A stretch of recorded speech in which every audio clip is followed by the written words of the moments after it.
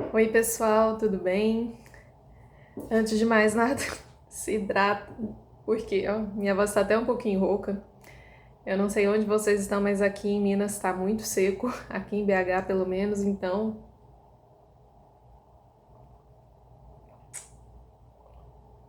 repitam esse gesto várias vezes ao longo do dia. Bom, a conversa de hoje, ela foi tema de um dos primeiros vídeos do canal, lá nos primórdios, na era remota, pré-pandêmica de 2016, que é sobre os espartanos. Naquela época eu ainda me metia a falar assim de tudo um pouco que eu encontrasse, né? Depois de uma filtragem de pesquisa, mas hoje, aliás, como será para todos os vídeos do canal, é do ponto de vista da recepção e de uma chave que eu diria que é bem específica. Discutindo brevemente os problemas do 300, tanto do Frank Miller, né, os quadrinhos, quanto do filme dirigido pelo Zack Snyder, e propondo uma outra recepção, né, que é do mesmo ano, inclusive, é uma obra que adapta a história da Batalha das Termópilas, a Batalha dos 300, né, que é ou de um ano antes ou do mesmo ano do 300 do Frank Miller. E que, por motivos que eu vou explicar, eu gostaria que tivesse sido o blockbuster sobre Esparta.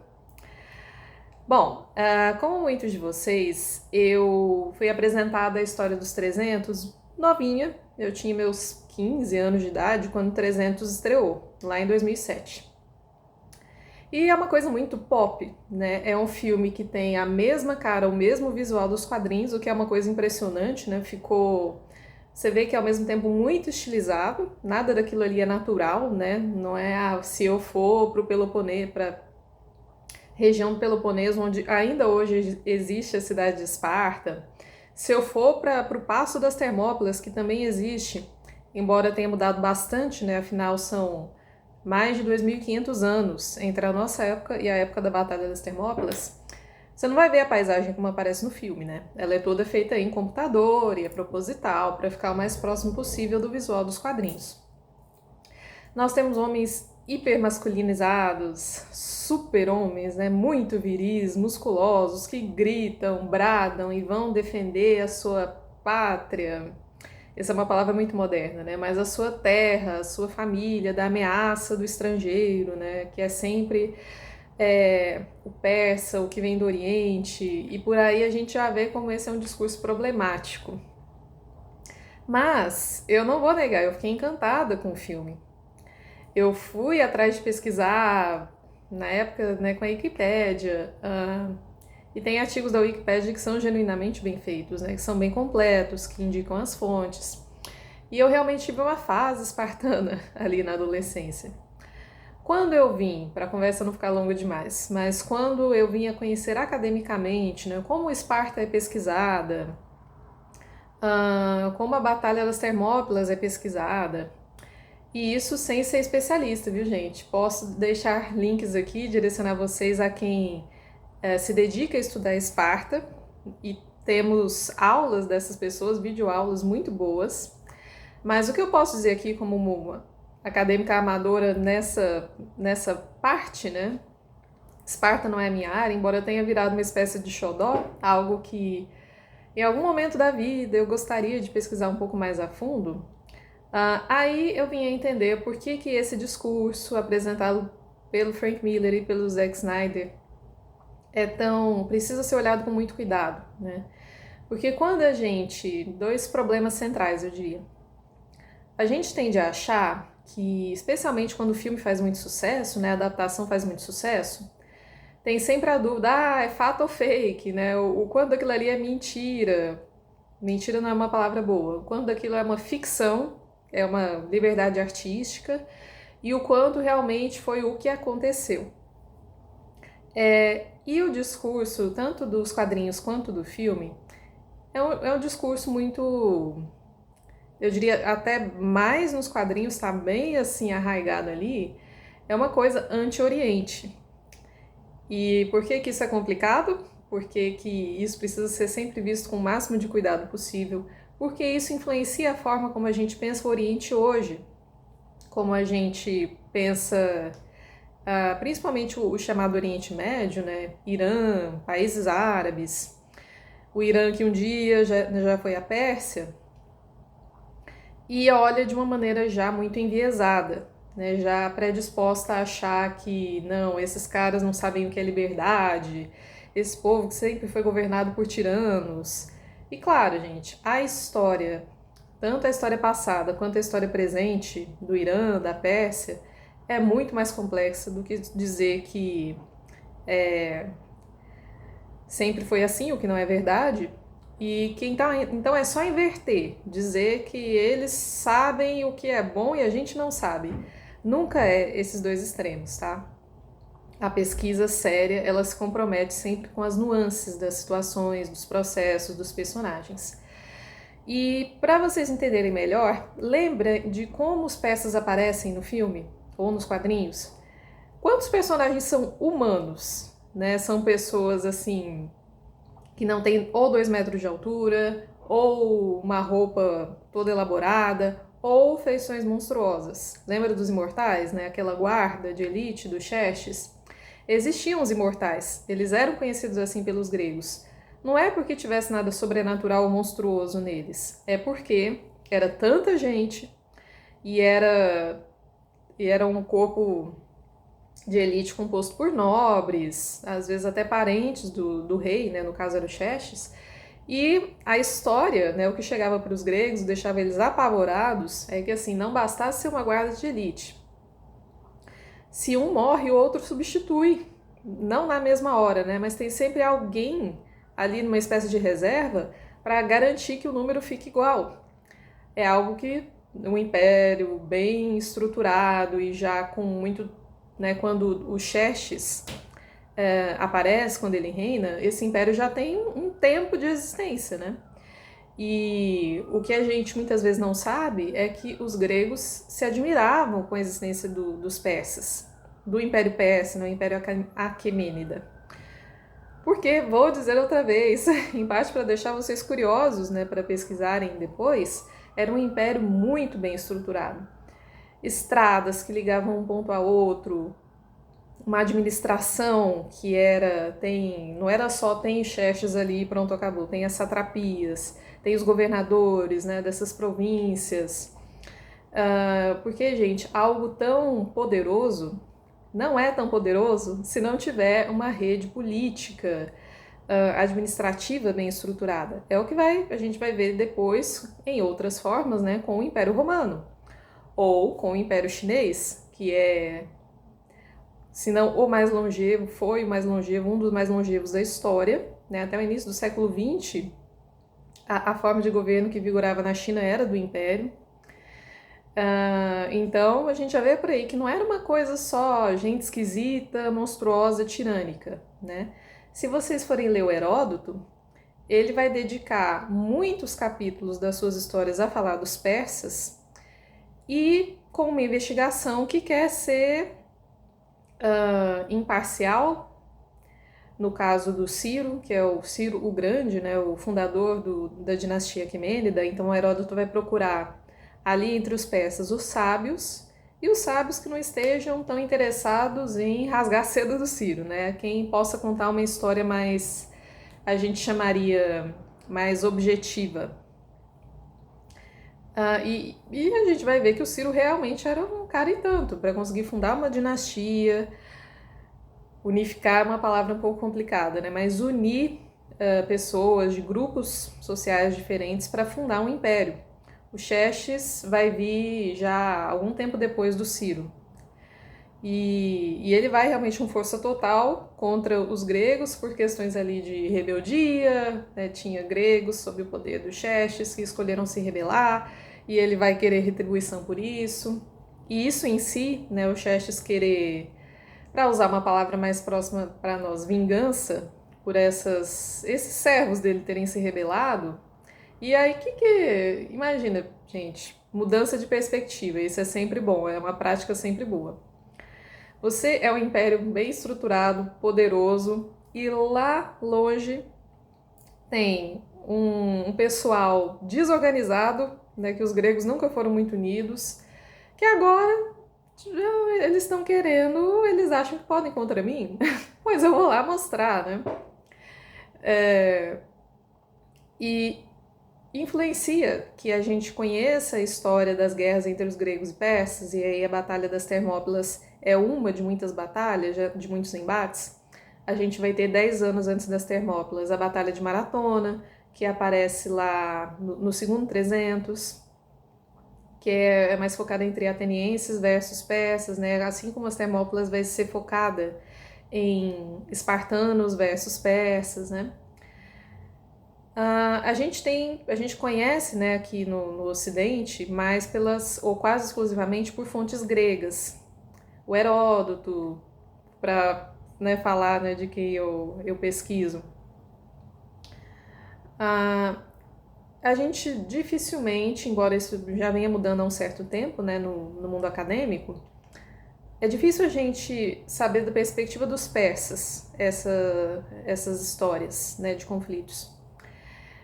E então a gente tem, né, com o 300, Frank Miller barra Zack Snyder, uma coisa já muito enviesada do que são, como se comportam os persas, muito idealizada para o lado dos espartanos. Não, eles não lutavam sem armaduras. Eu acho que os espartanos de 480 a.C., né, que foram mobilizados para lutar nas Termópilas, iam ficar até um pouco ofendidos. Como assim a gente tem que carregar esse peso todo, né, de panóplia, de escudo, de lança, de elmo, e esses caras aí estão sem nada? Como assim? São duas obras, os quadrinhos e os filmes, que não mostram os ilotas, que era uma grande massa de pessoas escravizadas pelos espartanos, né? E era um grande tabu, porque essas pessoas não eram estrangeiros, eram gregos também, eram da Messênia, que era de uma região vizinha de Esparta. Os outros gregos olhavam para os espartanos e falavam: que isso? Era uma sociedade, até onde a gente sabe, sim, né, muito violenta, se estruturava em cima de muita violência. E com os persas a gente vê outras coisas, não é que os persas fossem paz e amor, gente, mas a gente vê comportamentos que provocam uma certa admiração, né? E que não são em nada como os do filme ou como os dos quadrinhos. E eu digo tudo isso não é para distribuir culpa para quem gosta ou gostou ou se fascinou pelos espartanos por conta do filme. É só um convite para um olhar crítico, certo? Um olhar mais curioso com o outro lado da história. E é aí que entra a minha recomendação de hoje, que na verdade eu já fiz, mas vou reforçar agora, que é este livrinho aqui, Portões de Fogo. Essa é a edição, não sei se é a edição original, eu vivia louca atrás desse livro, que todo mundo me falava: você tem que ler Portões de Fogo, você vai amar. E uma tia conseguiu encontrar para mim, mas nós temos edições em português, se não me engano, se não saiu, vai sair em breve. É um livro de 98, né? O do Frank Miller é 98, 99, e foi um best-seller nos Estados Unidos. Tanto é que houve uma tentativa de adaptar para um filme, mas por algum motivo não deu certo. Diz o Steven Pressfield, que é o autor do livro, que ele está aberto a negociações. Se um dia acontecesse, eu ia ficar muito feliz, porque nós temos nesse livro uma narrativa bem diferente da do Frank Miller. Para começar, vou tentar dar o mínimo de spoilers aqui, mas para começar, o narrador da história não é um espartano de nascimento. O Shell, né, ou Cheones, ele é de outra região da Grécia. Ele vai parar em Esparta por conta de uma série de desventuras e também por uma escolha própria, porque ele pensa: com tudo de errado pode acontecer no mundo, Esparta é o melhor lugar para se estar, porque tem os melhores soldados. Lá vai ele para Esparta e ele come o pão que o diabo amassou, né, porque ele chega lá, um estrangeiro vindo de fora. Então, a princípio, ele fica com os ilotas. E o livro não foge das violências que os ilotas sofrem. mas ele vai aos poucos subindo assim na escala social, né? Vai melhorando um pouquinho de vida, até que ele se torna um escudeiro. Primeiro do Alexandros, que é um espartano de nascimento e tudo, né? Que é um rapaz como ele. E depois ele se torna escudeiro do Dieneques, que é um cara já maduro, soldado, cheio de cicatrizes, muita história para contar. O Dieneques é inclusive um personagem que o Heródoto menciona, né? O que é muito interessante. Então a gente tem uma história contada de baixo, né, que é uma expressão do meio acadêmico, ou seja, a história de baixo é dos grupos que geralmente não têm voz, né, nas narrativas.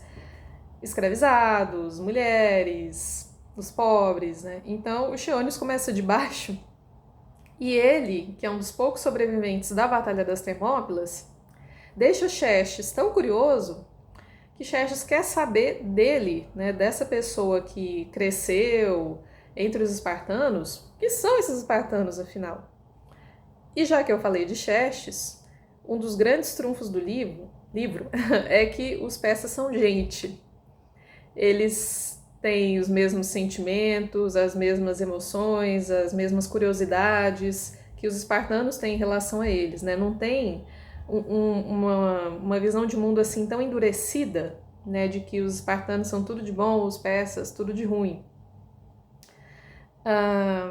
Tanto é que alguns capítulos abrem com o historiador do Xerxes registrando tudo com nomes persas, né, o mês persa, do ano persa, em nome de Ahura Mazda, que era a divindade a divindade maior, né, que os persas cultuavam. É claro que existem estranhamentos, né? Os persas vão falar, gente, que povo mais esquisito, que coisa bárbara que eles fazem, e os espartanos do outro lado também, né? Que povo esquisito. O estranhamento cultural que é natural, né? Quando existe um choque entre duas culturas tão diferentes. Outro grande diferencial é que em nenhum momento os espartanos são pintados como sendo moralmente superiores aos outros gregos e não vou dizer que não é que não seja uma narrativa idealizada, ela é, mas é uma narrativa muito mais diversa. Ela é explorada de vários pontos de vista. E aí vocês vão cair por terra também o mito de que o espartano nunca sente vontade de sair correndo, que ele nunca sente medo, que ele nunca chora. O único momento que a gente viu um espartano no filme chorar, né, é o capitão, quando o filho dele morre. E depois disso nada, né? Todo mundo com o olho seco o tempo todo. Até porque a questão do medo, né, diante do inimigo é uma coisa natural para os espartanos. Você não vai negar que você sente medo, você vai trabalhar com ele. É muito bonito porque a gente tem o Alexandros, que eu mencionei. Ele é um espartano teoricamente da elite, porque é nascido de pais espartanos e tudo mais, mas ele é um menino sensível. Então, ele também vai comer de outra forma, né, o pão que o diabo amassou, porque ele tem que endurecer para sobreviver naquele mundo. Ele vai sofrer bullying, ele vai, a duras penas, vai encontrar o caminho dele lá. E ele tem como tutor o Dieneques, que é um dos meus personagens favoritos do livro. Aliás, vocês vão terminar o livro gostando de muita gente. Até, inclusive, entre os persas, né? O bom desse livro é que ele te deixa curioso.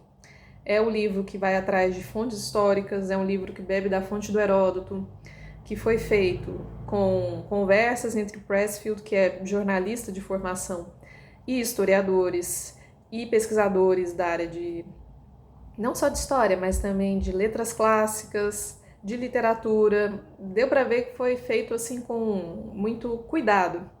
E claro, é uma narrativa fictícia.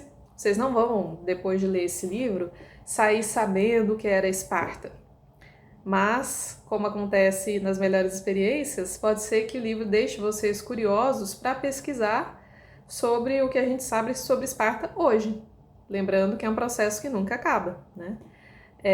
O que a gente sabia sobre Esparta na década de 80, na década de 90, quando sai, né, Portões de Fogo e 300, o que a gente sabia sobre Esparta em 2007, quando o filme saiu, não é a mesma coisa, não fica idêntico ao que a gente sabe sobre Esparta hoje. Então, e essa é a melhor parte, é algo dinâmico, que vai se alargando, vai mostrando coisas que a gente não sabia, né?